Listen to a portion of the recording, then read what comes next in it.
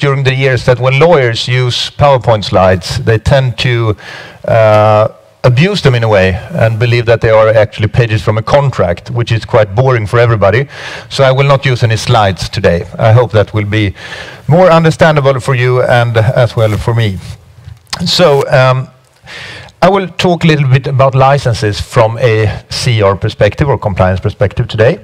But I would like to start a little bit more broadly and start off with a more broad sense about CR work and what that means to me. And to me, CR work, and take that serious, means that actually you are committed to ensure that you comply with the applicable rules, be it legal rules in legislation, internal, external rules, ethical rules, moral guidance, etc. That you have a system in place to do as much as you can in order to ensure that you comply with those rules. And one way to do that is to try to have a clear and practical method for sort of verifying that you have checked all the areas that are relevant and asked relevant questions. Sort of a checklist, if you want, or a compliance checklist. And we have that. And that, of course, is then not just applicable for licenses, it's applicable for all transactions, be it entry into markets, exit from markets, getting something from authorities, entering other kind of contracts. And of course, that checklist or questionnaire, if you like, is just one tool, and it needs to be verified, or sorry, it needs to be adjusted depending on what kind of transaction it is you're using it for.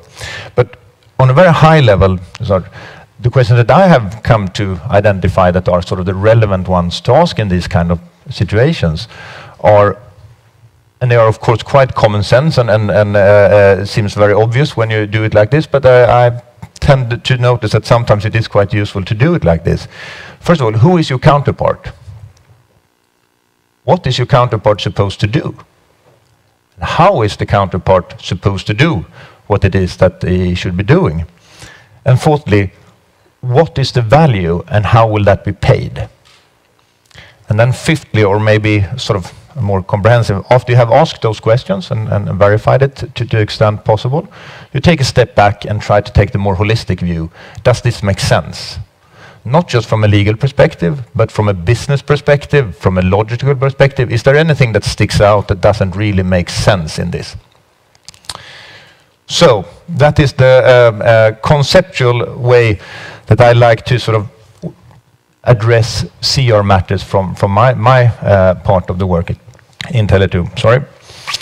And going then slightly over to the topic that I'm supposed to talk about, licenses. This have some bearing also for that. As you know, I would say there are three main methods of allocating licenses. You have the straightforward auction out, the one that pays the most, get the license. You have the beauty contest. Basically, you set up a criteria set, typically rollout speed or coverage or whatever. And you have some mechanism for allocating points. And the participants then promise to do certain things, and you calculate the points, and whoever gets the most points get the license. I guess you can also have some kind of hybrid between those two, but sort of those are the two. And thirdly, you can also have direct allocation. Sort of you just offer, hey, do you want the license? And you pay and you get it.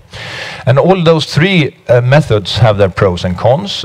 We don't have a strong feeling against it. It depends on. We tend to say that from many perspectives, also including from a CR and transparency perspective, straightforward auctions are the most transparent, the most difficult to influence in any undue way. Because it's simply easier and a lot less complexity in monitoring that. However, the other two alternatives are used, and we have been participating in such processes in many countries also. Direct allocations can be difficult from a competition law perspective. Is most often used as sort of when they are offering complementary licenses to something you already have. So, how do we then view this? The main CR risk from a license perspective, the way I see it, is that we are doing something improper to get the license. paying someone something that was not allowed to get it, or something like that. I guess there may be other CR issues also, but I think that is the most important one. So how do we then ensure that that does not happen? Well, we go through my checklist, adapted slightly then for the license situation. And basically then a theoretical sort of high-level view on that could be that, say, we're participating in some kind of auction tender of some of these three elements in a country. And we start by asking, who is our counterpart here? Is it the correct authority? Is this the authority that is actually authorized to dispose of frequencies and licenses in this country? Is it the same authority that did this the last time around? Is it a new authority in some way? Is there a private entity in between? If so, why? And what is the role of that entity? And of course, we try to verify this as much as possible with legal counsel, with other sources we have. The second question then is, well, what is this counterpart supposed to do? And that is quite straightforward. Basically, hand over the license to us if we win this. But still, there might be some other questions you want to ask in that area, also in a license perspective. Is this actually all the permits needed, or is there other permits that you also need to apply for? And how will you get those in such case? Etc. You come into the third question, how is the counterparty going to do this? Again, in an auction, that's quite straightforward. You pay and the highest price, you get it. But if it's not an auction, if it's a beauty contest, well, what are the criteria?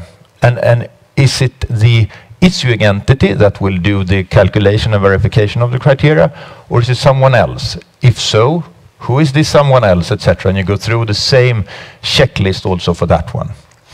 And fourthly, and that also is quite, I guess, straightforward, value and payment. But still, you would like to see some kind of, does the price, if it is a price you pay, make sense? Is it in line with previous market conditions? Is it in line with the international benchmark? If not, why? And payment, and there I think we have some experiences from a very practical point of view. If you pay something, to what account do you pay? Is it to the issuing entity's account, or is it to someone else's account? And if so, why and who is that, etc. So go through those questions, depending on the jurisdiction, depending on our history in the country, etc. We verify the answers as much as we can. We use public sources to get as much information as possible. If it's a new market, we surely also rely on external legal counsel to help us assess the legal framework for this, so we understand that this makes sense, it is within the rules, etc. And then we take this step back and see. Now look at the total picture here. Does it make sense? Is it clear? Do we understand the roles of everybody here? Is there a private entity in the middle of this that is doing something? Why? Does it make sense? Can we explain it? And when we have satisfactory answers to that, then we can say, yes, we have done the homework, we have verified this as far as possible, and we can tick the boxes, so to speak, and say, yes, this is a fair deal, this is an okay deal, it's in line with our code of conduct, and it's in line with applicable standards. And that is basically how I would say that we view licenses and other transactions we engage